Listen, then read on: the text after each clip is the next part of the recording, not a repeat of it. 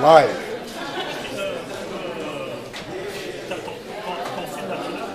Oh oui, tout est fait, moi, tout est beau. Moi, je suis là. Ah, ben c'est déjà branché. La machine. Je vois hors 6, hors 6. Faut que je montre la machine. Ouais.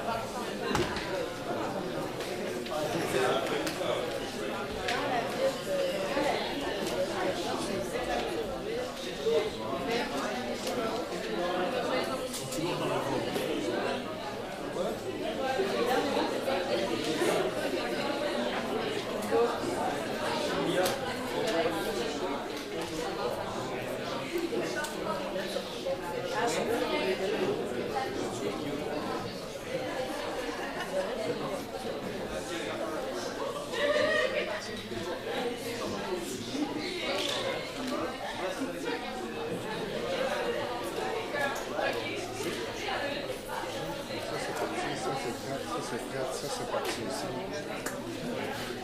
OK.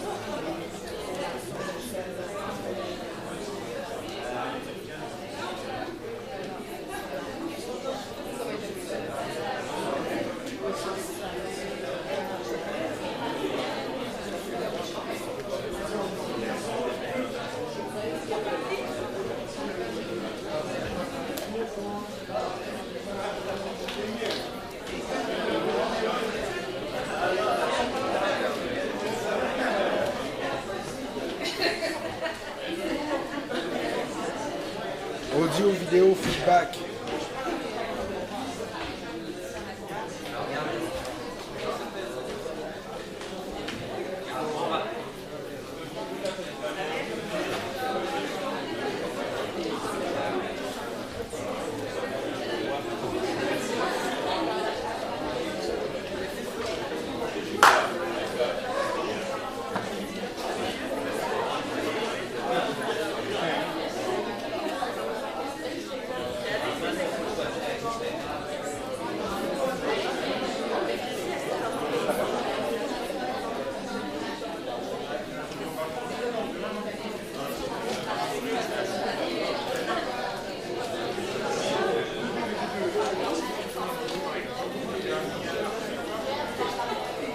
Oh oui, je t'écoute.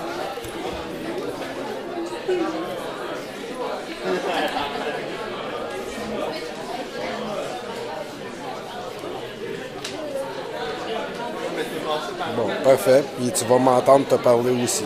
Ah. Ouais, j'ai dézoomé là, pour montrer. Il va y avoir une couple de photos qui vont passer à l'écran. Excuse. Il va y avoir une couple de photos qui vont passer sa grosse toile blanche, puis après ça, ça devrait durer 5 minutes. Puis après ça, ça devrait être la conférence qui commence.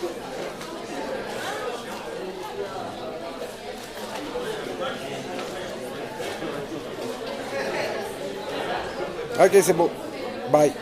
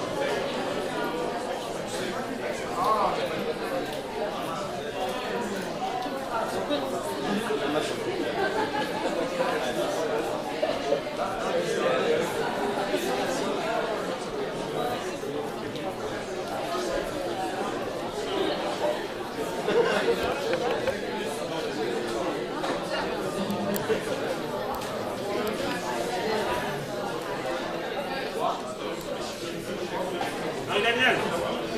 Daniel. Daniel. Daniel. Daniel.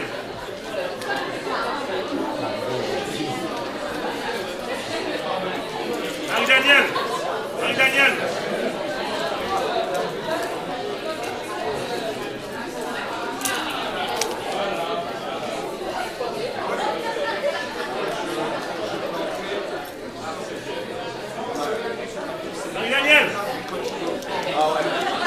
Daniel. Daniel.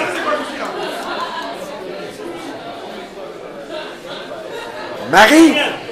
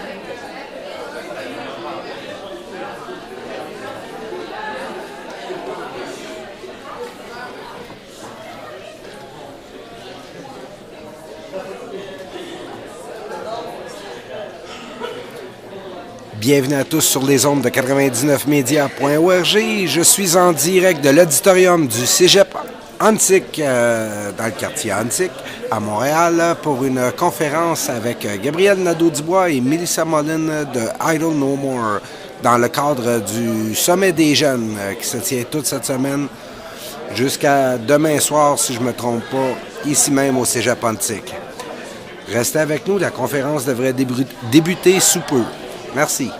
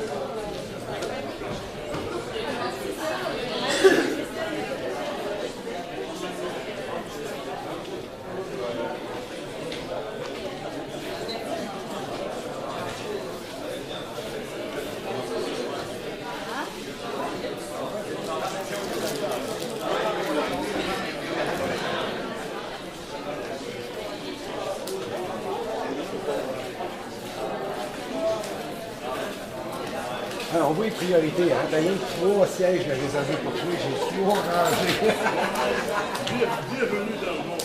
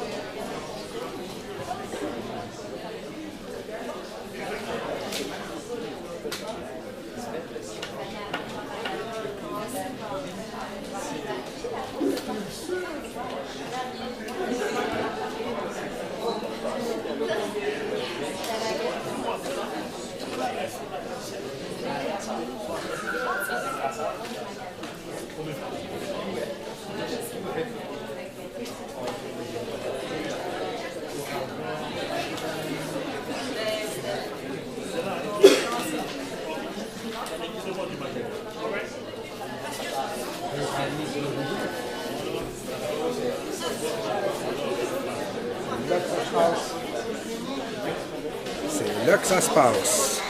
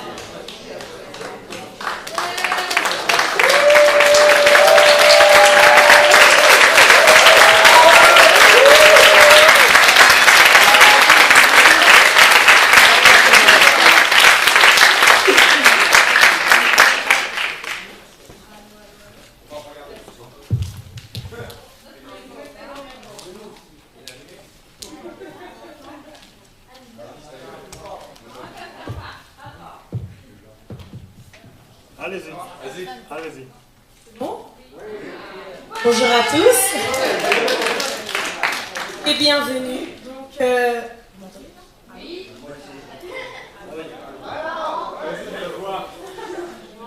Faites-moi confiance.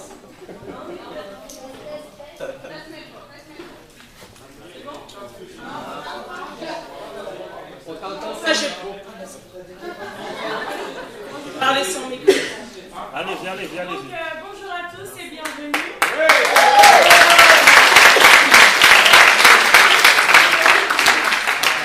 Je vais commencer par me présenter. Je suis Mademoiselle Diaby Fatima. Je fais partie de l'association Créa Vif. Et donc, je fais partie de la délégation française qui sommes venus ici à Montréal.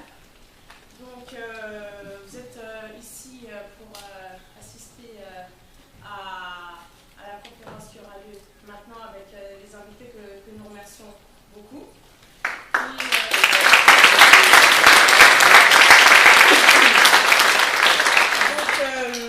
Maintenant, la soirée va se dérouler comme suite. Donc, tout d'abord, il y aura 3 interventions d'une durée de 20 minutes chacune, suivies d'une période de questions-réponses avec le public. Ensuite, la soirée devrait se terminer entre 21h et 21h30. Et donc, maintenant, je vais laisser la parole à Vincent qui va vous présenter. Pardon, à Judaïsi, qui va vous parler de ce qui s'est passé les jours précédents.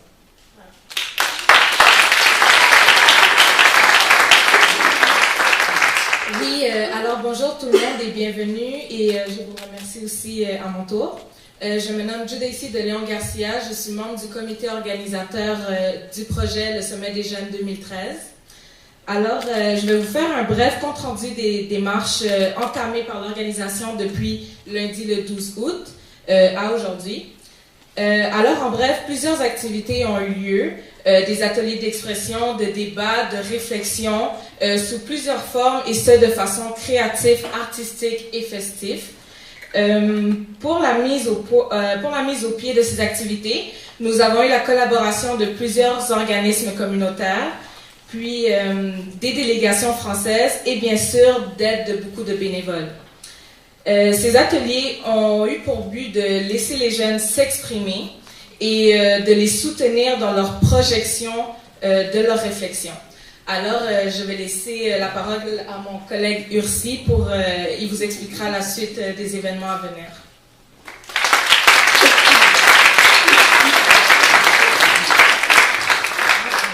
Merci. Suite à cette semaine de l'Université populaire d'été et le Sommet des jeunes, merci beaucoup de votre participation et d'avoir répondu à notre invitation, aux invités. Il y aura en fait, on va recueillir toutes les préoccupations qui ont été citées durant cette semaine. Puis, durant le mois d'octobre, si je ne me trompe pas, les membres du ROCAGE sont invités à un congrès dans lequel on nomine certains projets qui ont pu avoir un impact dans la société durant l'année. Puis, bien évidemment, le Sommet des jeunes sera en nomination à ce moment-là. C'est un scoop.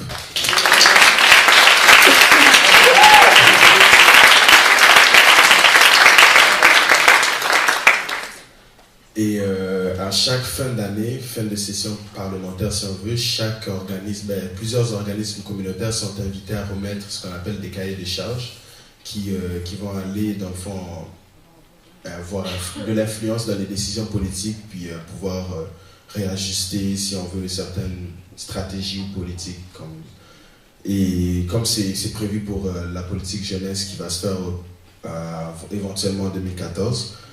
Et puis nous, idéalement, nous souhaiterons poursuivre le thème du par et pour les jeunes jusqu'au bout de ce projet. Et nous avons l'intention de nous-mêmes, les jeunes, remplir ces cahiers de charges et aller les déposer à l'intention des parlementaires à la place des organismes communautaires, vu que c'est nous les jeunes qui sommes impliqués dans ces organismes communautaires.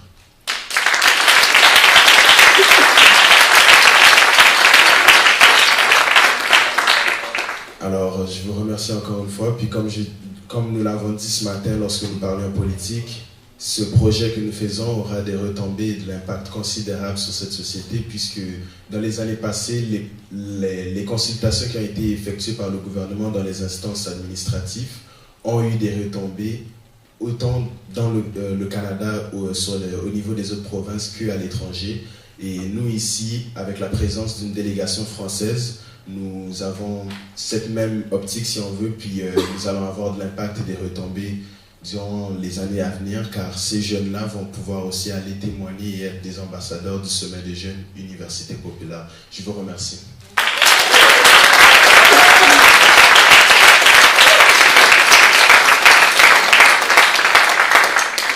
Bonjour à tous.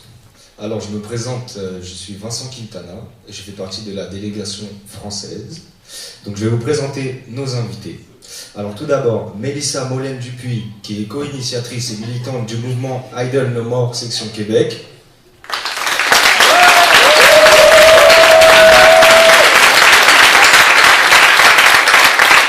Ensuite, Gabrielle Nadeau-Dubois, qui a été co-porte-parole de la coalition élargie de l'association pour une solidarité syndicale étudiante pendant la grève étudiante de l'an dernier.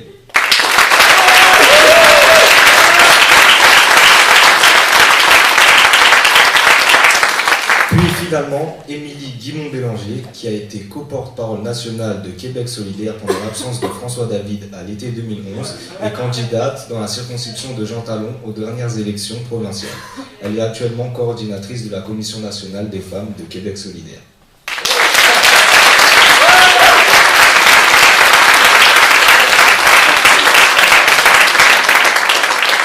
De plus, je voudrais vous informer que la conférence sera diffusée en direct sur le média 99media.org.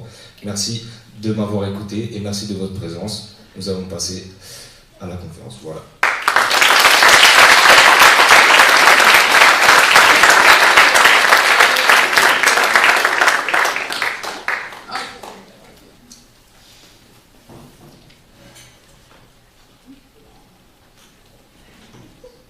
Excusez-moi, il fallait que je m'accueille moi-même avec des trompettes.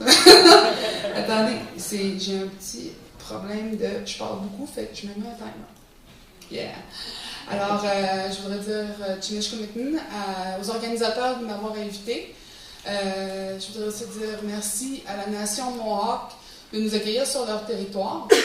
Ce que je dis là présentement, c'est très important parce que c'est un des premiers aspects dans une marche I Don't Know More, dans une action autochtone qu'on fait, c'est de remercier la nation qui nous accueille.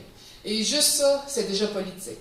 Ça sert à mettre en place le fait que, présentement, on n'est pas, excusez-moi l'expression, on n'est pas en terre québécoise, on est sur des territoires autochtones qui, maintenant, accueillent aussi des Québécois. Donc, c'est pour nous très important de situer ça aussi dans le contexte qui est présentement du Québec et du Canada. Alors, mon nom, c'est Mélissa Molène-Dupuis. Je suis une des co-organisatrices I Don't Know More au Québec, parce qu'il y a des organisateurs à travers la province. I Don't Know More, pour ceux qui ne sont pas au courant, c'est un mouvement canadien autochtone qui est arrivé depuis cet hiver, plus exactement entre la mi-novembre et le début décembre. Il y a eu beaucoup de choses qui ont déclenché le mouvement, mais un des déclencheurs pour nous ici au Québec, ça a été les lois Omnibus C-38 C-45, qui enlevaient des protections importantes à l'environnement et particulièrement à l'eau. Alors moi et ma collègue Lydia Larivière, on se posait la question, mais pourquoi enlever des protections à l'eau, nous qui est Canada, je veux dire, c'est Canada égale eau, égale territoire couvert de rivières et de lacs. Alors on trouvait que c'était totalement insensé. On s'est posé des questions, on s'est dit, mais il n'y a personne qui réagit, et c'est pour ça qu'on s'est dit, il faudrait qu'on fasse quelque chose, parce qu'il se passait de plus en plus d'actions à l'extérieur du Québec, et la première chose qu'on entendait sur Facebook et sur Twitter, c'est ils sont où les Québécois, les Autochtones québécois? D'habitude, c'est les premiers à agir quand il y a quelque chose. Alors, on a répondu à l'appel, on a décidé de faire des actions, de créer la page Facebook, la page Twitter I Don't Know More, et de commencer à prendre parole, à manifester. Et ça, c'est sans savoir vraiment le plus grand de la question. Donc, on dit comment faire que les jeunes fassent de la politique. Je veux dire, moi, j'ai eu beaucoup d'influences qui sont venues de 1990 avec la crise d'Oka. Pour nos invités français, la crise d'Oka, c'est quand les Mohawks de Kanesatake ont fait des barricades, ont bloqué des ponts, bloqué des routes pour protester le fait qu'un de leurs territoires ancestrales, qui était aussi un cimetière traditionnel, allait se faire convertir en 9 trous de golf. Et ça a été un très grand wake-up call pour le Québec, parce que moi, à l'époque, j'avais 12 ans, et je me rappelle avoir entendu dire « Il y a encore des Autochtones au Québec? » Oui, il y a encore des Autochtones au Québec. On était 75 000 à l'époque, on est rendu 82 000. On est une des populations les plus grandissantes, on fait des enfants, on est très jeunes. 50% de la population est en bas de 25 ans. Donc, on est très présent, mais on est aussi invisible. Il y a d'ailleurs eu des films documentaires qui s'appellent Le Peuple Invisible. C'est pour parler des Premières Nations.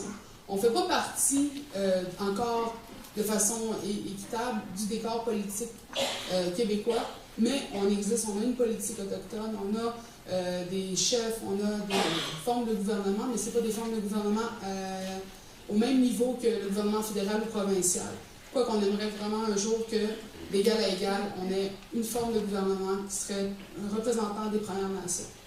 Donc, comment motiver? C'est souvent en voyant des exemples, 90, en voyant la mobilisation qui se fait dans l'Ouest, et après, il faut juste souvent une allumette, parce que là, on a été recouvert d'essence pour pouvoir se mettre en action, et pour nous, ça a été enlever les protections à l'eau. Vous avez remarqué qu'il y a beaucoup d'aspects environnementaux dans les causes autochtones. Et il y a aussi un autre aspect, c'est qu'on est c'est très holistique, c'est très organique aussi comme organisation. On parle souvent de leadership naturel, où est-ce que la personne prend un leadership, et si elle ne fait pas l'affaire, naturellement, on va la tasser pour prendre quelqu'un d'autre qui va faire le leadership pour le groupe. Les gens trouvent ça des fois difficile, parce que ça peut être compliqué, tu sais. C'est pas dur de ne pas aimer quelqu'un parce qu'il a fait ci, il a fait ça. Mais habituellement, c'était la forme de leadership que nous, on avait. Ça a été remplacé par les chefs et les conseils de bande.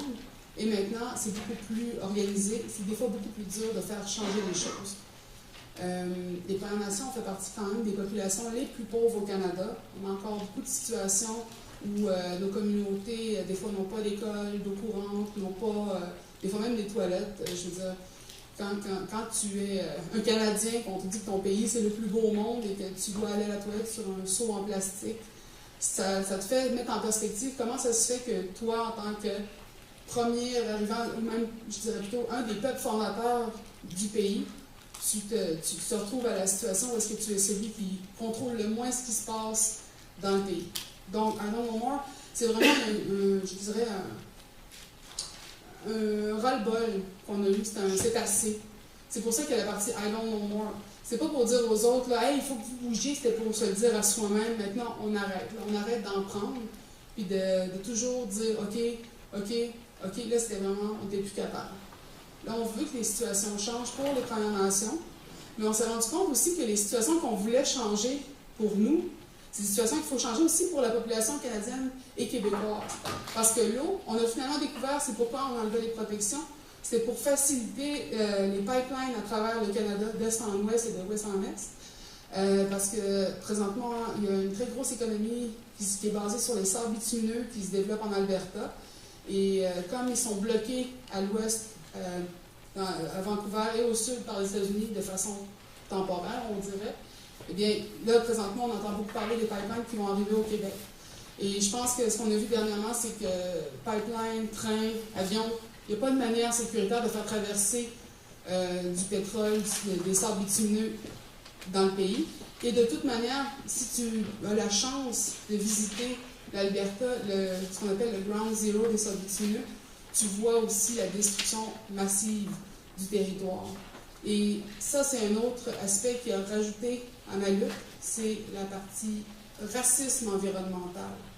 C'est qu'on crée des situations environnementales dans des lieux qui la population habituellement ne supporterait pas, mais que les populations en place, eux, doivent endurer. Donc, ceux qui sont sur le territoire des sables bitumineux, c'est des peuples qui sont on appelle les Treaty 8 people, il y a des Athabaskas, il y a aussi des Dénés, et vous voyez sur le territoire qu'ils ne peuvent plus chasser, pêcher, cueillir les fruits, cueillir les plantes médicinales, parce que c'est quand même des peuples qui sont encore activement, qui font encore activement partie du territoire et qui s'en nourrissent, parce que maintenant, tout ce qui est de l'extraction du pétrole a pollué le territoire. Donc, enlever ces protections-là, c'est en même temps attaquer le territoire qui est occupé par les Premières Nations parce que les extractions des pétroles et sables bitumineux, la rivière Athabasca, elle coule en descendant, en passant par des communautés autochtones. Donc, présentement, depuis 2007, il y a un taux alarmant de cancer mortel et rare dans les communautés autochtones, chez les femmes, les enfants et les aînés. Et on voit des tumeurs dans les animaux. Et quand on est allé faire la marche dans les sables bitumineux, le Healing Walk, c'était au mois de juillet, on allait être là en tant que délégation québécoise, autochtone, non autochtone, pour témoigner de ce qui se passait. Et la journée de la marche, on allait marcher justement pour pouvoir témoigner et voir et avertir les gens de ce qui se passait par rapport aux sables bitumineux. Et c'était exactement la même journée qu'est arrivée la catastrophe à Lac-Mégantic. Alors, on s'en allait marcher 14 km dans le territoire des sables bitumineux. Et la première chose qu'on apprend, c'est « Hey, t'as-tu entendu au Québec l'explosion? » Et ça a été le sujet de conversation. On a même arrêté pour faire une prière avec les aînés et les personnes de la nation en l'honneur des disparus et des victimes de Mégantic. Donc, tout ceci, ça nous montrait une chose, c'est qu'il n'y a pas une lutte autochtone, une lutte, excusez-moi, blanche, une lutte des immigrants, c'est une lutte de citoyens contre un système qui est en train d'essayer de les séparer, parce qu'il n'y a rien qui les aimerait mieux que les Premières Nations et que les non-autochtones luttent chacun de leur côté. Alors que là, maintenant, on commence à se parler, on commence à se dire « Hey, on a le même problème, on devrait commencer à se parler. » Et c'est pour ça qu'à No More au Québec, on dit qu'on est en train d'essayer d'avoir la conversation que ça fait 480 ans qu'on devrait avoir.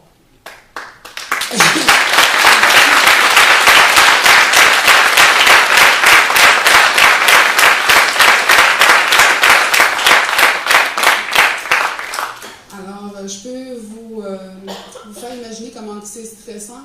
Le 21 décembre 2012, le jour de la fin du monde, on a décidé de faire notre marche, la première marche à No More. On s'est dit, bon, on a vu ce qui s'est passé avec les étudiants.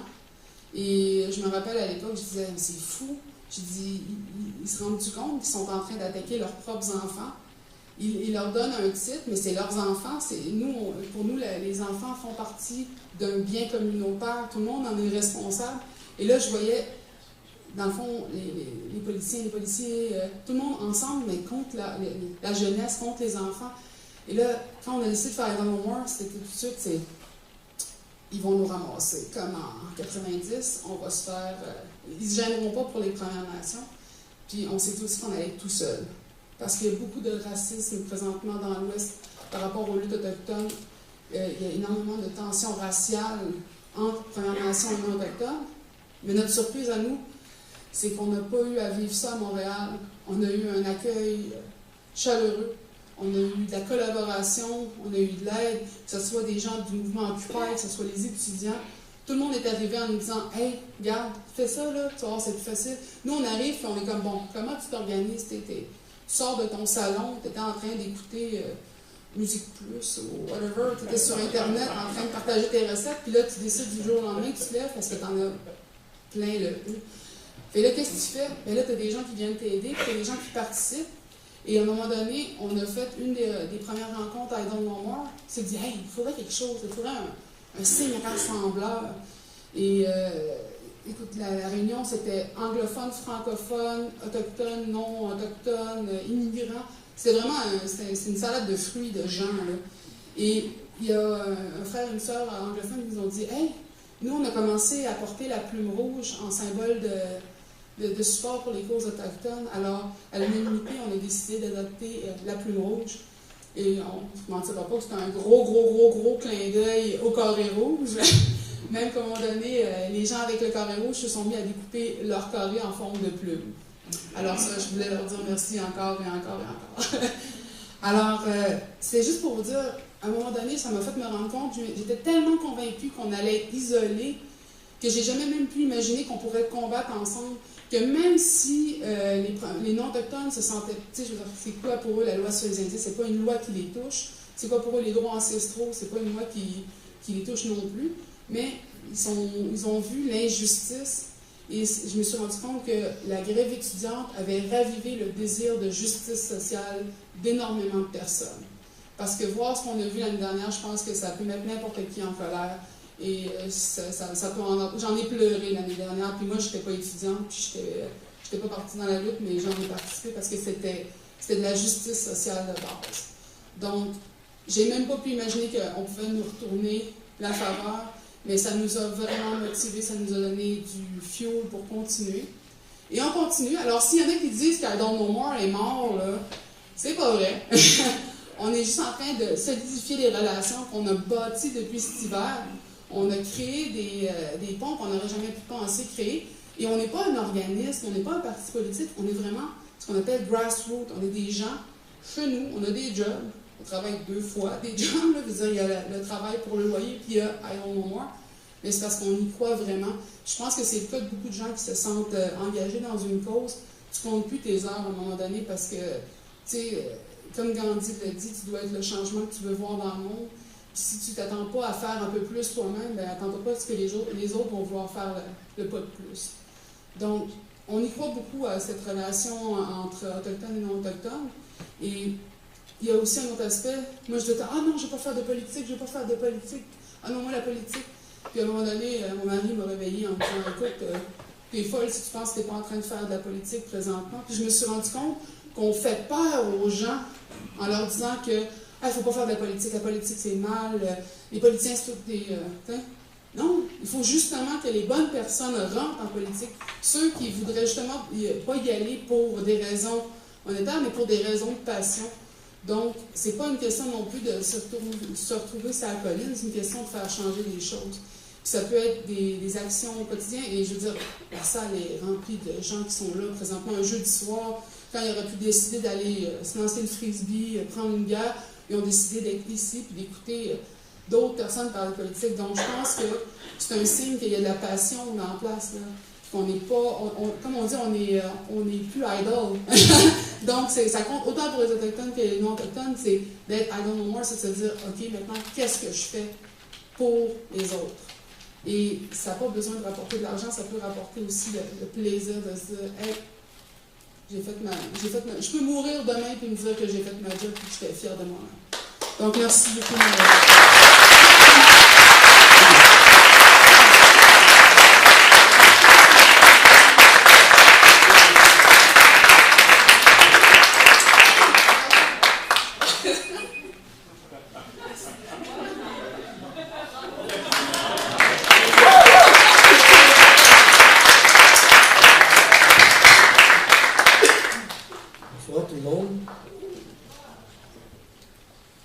Merci beaucoup d'avoir invité ce soir. C'est un grand plaisir pour moi d'être ici. Merci aux organisateurs de m'avoir invité. C'est une question difficile par contre que je voulais poser. Comment influencer la politique pour les jeunes? Dans les dernières années, quand on parlait des jeunes et de la politique, on parlait beaucoup de cynisme. On parlait beaucoup d'individualisme. On disait que les jeunes, de nos jours, étaient avant tout préoccupés par leur téléphone intelligent, leur fête, leur voiture. On disait que les jeunes étaient apolitiques, que les jeunes étaient individualistes, que les jeunes étaient au fond préoccupés par rien d'autre que leur propre nom. Et c'est un discours qui, on le voit de plus en plus à travers le monde, est faux. Et non seulement c'est un discours qui est faux, mais c'est aussi un discours qui est très facile à tenir pour les gens qui nous dirigent, parce qu'au fond, ça les arrange bien de penser que les jeunes ne s'impliquent pas, que les jeunes ne s'intéressent pas à la politique. Et ce qu'il faut dire aujourd'hui, et je pense que le mouvement étudiant l'an dernier en a été une preuve importante, c'est que les jeunes, non, ne sont pas individualistes, ne sont en tout cas pas plus individualistes que la société qui les a enfantés. Et c'est important d'être convaincu personnellement de ça quand on s'engage. Par contre, une question qu'on peut se poser, c'est pourquoi est-ce que soudainement, peut-on dire, les gens se sont mis à dire ça des jeunes? Qu'est-ce qui fait que les puissants ici, ailleurs, se sont mis à répéter que les jeunes d'aujourd'hui s'intéressaient plus à la politique. Il faut comprendre que comme génération, moi j'ai 23 ans, je suis né en 1990, comme génération, on est dans une situation historique qui est très particulière. Comme je le disais, je suis né en 1990, quelques mois à peine après que le mur de Berlin se soit écroulé. Et ça, c'est la condition historique d'à peu près toute notre génération. Et au fond, la chute du mur de Berlin, ça a été une bonne nouvelle. Ça a signé l'arrêt de mort de régimes politiques liberticides, autoritaires, qui brimaient les libertés individuelles, qui brimaient la démocratie. Mais en même temps, ça a eu un côté pervers pour notre génération. On est venu au monde, et on est les premiers à être venus au monde dans cette situation-là. Il faut réaliser à quel point c'est unique. On est venu au monde dans un monde qui était totalement unifié politiquement. Nos parents, nos grands-parents ont vécu sur une planète qui était traversée par des luttes importantes en différents modèles politiques, en différents modèles économiques. On est la première génération donc qui naissons et qui arrivons devant un monde complètement unifié sous un seul système politique, un seul système économique. C'est ce qui faisait dire à des gens comme Margaret Thatcher, qui était première ministre de la Grande-Bretagne, elle disait « There is no alternative ». Il n'y a pas, ou pourrait-on dire, il n'y a plus d'alternative au système qui est le nôtre, qu'on pourrait appeler le néolibéralisme. Et c'est pour ça qu'on a dit de nous qu'on était la génération qui venait après la politique. La génération qui, au fond, allait avoir comme tâche de faire des arrangements pour que le système aille bien, le peinturer un peu l'envers quand la crise écologique soit trop grave, faire un peu de mécanique dans les coins, régler les petits détails pour que ça roule, mais que sur le fond des choses, les grands débats étaient terminés, les grandes luttes idéologiques étaient closes, il y avait, comme disait Margaret Thatcher, plus d'alternatives, et que la seule chose qu'on avait à faire, c'est discuter des détails. Et ce qui est assez exceptionnel, et c'est pas seulement au Québec qu'on le voit, c'est que depuis les dernières années, on se rend compte que notre génération a précisément la réaction inverse. On se rend compte que pas seulement au Québec, mais on pourrait parler du Chili, on pourrait parler de la Grèce, on pourrait parler même de plusieurs pays asiatiques. La génération qui était censée se réfugier dans le confort et dans l'indifférence, au contraire, partout sur la planète, est en train de dire non, justement, il y a des alternatives. Il faut les penser, ces alternatives-là. Et ça, c'est assez surprenant pour une génération comme la nôtre, qui, comme je le disais, est née dans un monde où on disait que tout était prévu d'avance.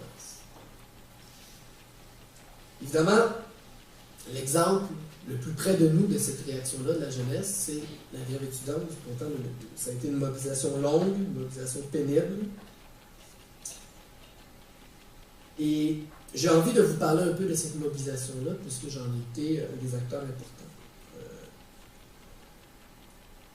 Il faut prendre la mesure, je pense, de l'ampleur de la lutte qui a eu lieu l'an dernier au Québec. Parce que non seulement c'est probablement la plus grande mobilisation sociale de l'histoire de notre pays, mais c'est aussi, dans les dernières années, une des seules luttes de la jeunesse qui a été victorieuse.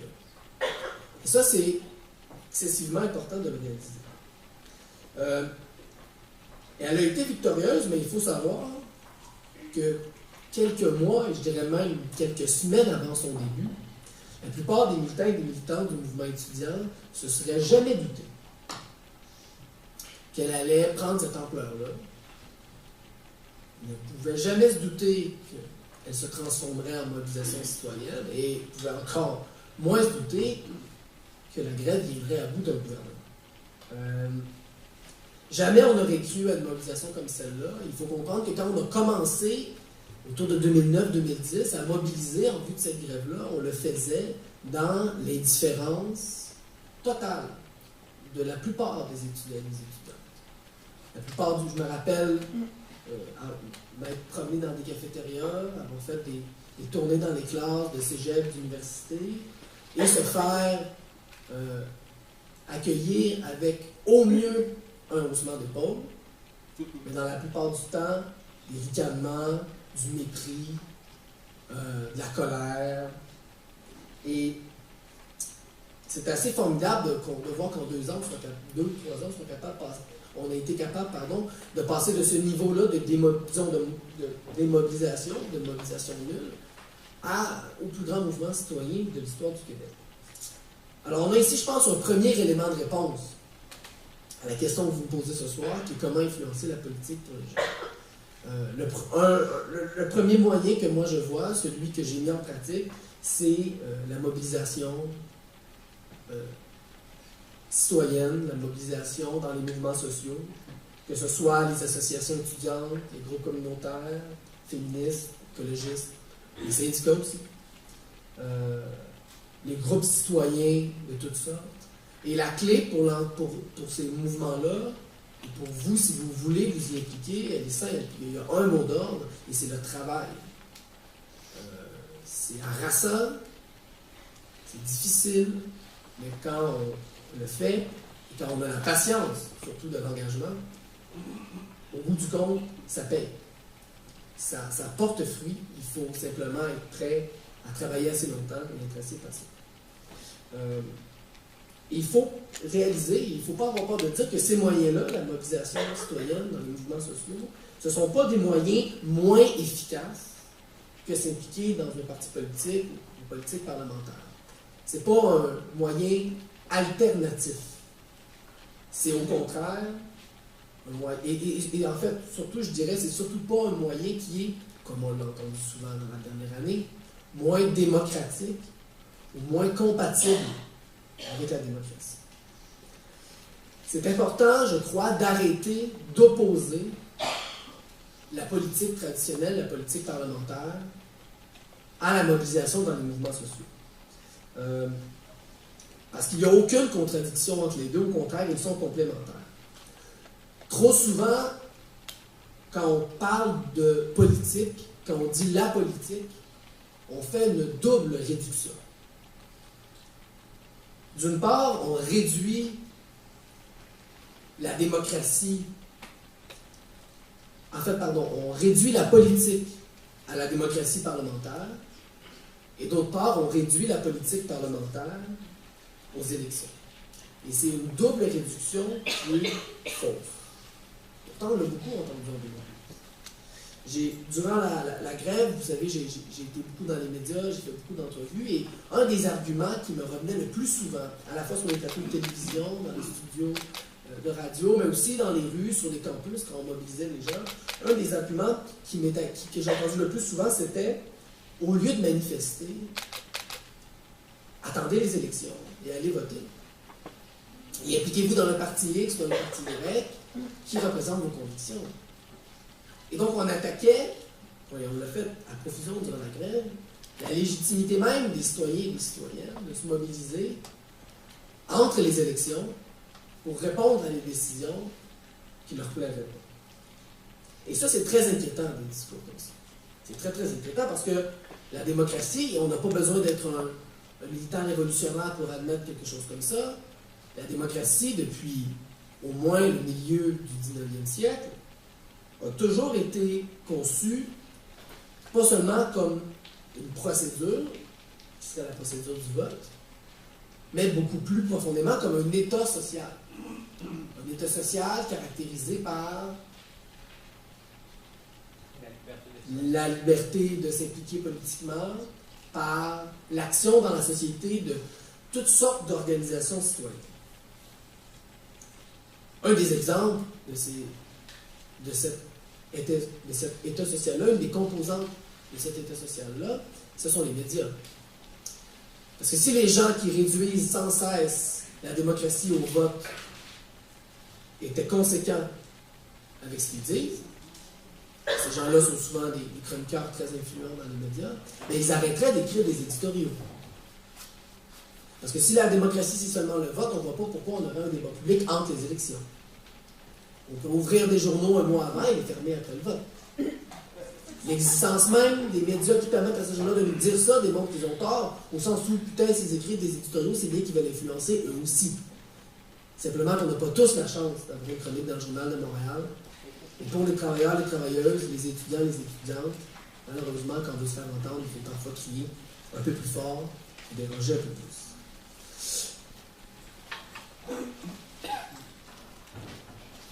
Jean Charest a été une des personnes qui a le plus joué sur cette opposition-là, entre la rue, comme il disait, et les élections. Quand il a déclenché les élections, il a déclaré la chose suivante. La rue a fait beaucoup de bruit, c'est maintenant au tour des Québécois de parler et de trancher la question. Ce que j'essaie de dire aujourd'hui, c'est qu'au contraire, c'est pas deux mondes séparés.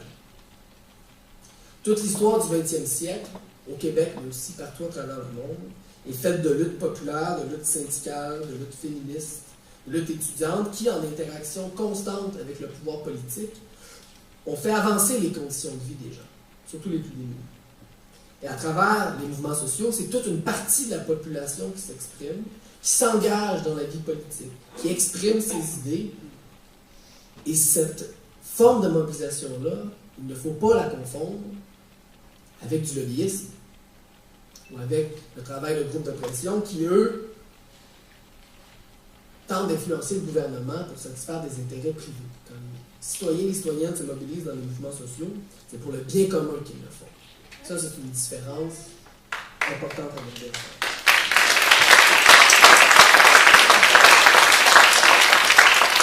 Autrement dit, la rue, les mouvements sociaux, la vie citoyenne, ce n'est pas, comme on l'a entendu, l'effritement de la démocratie. Ce n'est pas une contrepartie à la démocratie parlementaire ou aux élections. Au contraire, c'est une partie intégrante de la démocratie et je dirais même une partie essentielle à la démocratie. Et un gouvernement qui se dit démocratique a le devoir de dialoguer avec la rue, c'est-à-dire avec les gens qui sont concernés par les décisions que le gouvernement prend. Les associations étudiantes, les syndicats, les groupes populaires, les groupes communautaires, comme ceux qui ont organisé le sommet cette semaine, appartiennent à cet espace de discussion-là qui sert de garde-fou au pouvoir. Aussi démocratique ce pouvoir-là soit-il. Entre les individus comme nous, surtout les plus démunis, surtout les jeunes, les travailleurs, les travailleuses, entre ces gens-là et le pouvoir politique et les institutions politiques, la marche est souvent très très haute. Il y a souvent un très très grand espace. Et disons le deuxième rôle de tous les mouvements dont je parle depuis le début, c'est justement de venir remplir cet espace-là. C'est de permettre à des gens comme vous, comme moi, les gens qui travaillent dans les hôpitaux, dans les écoles, dans les manufactures, d'avoir des lieux de politisation qui soient plus près d'eux, plus accessibles, et qui leur permettent, à partir de leurs préoccupations particulières, à partir des injustices très concrètes que ces gens-là vivent au quotidien, de dégager une réflexion politique, disons, d'universaliser ces problématiques concrètes-là. Et donc, la démocratie, pour qu'elle soit vraie, elle a besoin de ces paliers intermédiaires. Elle a besoin de ces lieux-là où les gens se politisent et s'initient à la vie citoyenne. Une société démocratique est donc renforcée et non pas affaiblie par le nombre et la diversité des lieux de participation citoyenne qui permettent aux individus de s'élever à partir de leurs préoccupations particulières vers des préoccupations partagées. Et ça, il y a des chiffres assez fascinants qui le démontrent assez bien. Essayez de regarder combien il me reste de temps. Il y a des chiffres assez intéressants qui démontrent cela. Il y a un économiste américain qui s'appelle Paul Krugman qui a calculé en 2008 que si aux États-Unis le taux de syndicalisation était à la hauteur de celui des années 60, le taux de participation chez les plus démunis aurait été de 10% supérieur. Alors que chez les gens les plus riches, il n'aurait été que de 3% supérieur. Pourquoi? Parce que quand on a un job au jour le jour, qu'on travaille 40, 50 heures par semaine, ou qu'on a 2 emplois, qu'on est mère monoparentale, qu'on a de la misère à boucler les fins de mois, qu'on est sur l'aide sociale, évidemment, on n'a ni le temps, ni souvent l'énergie de s'intéresser à la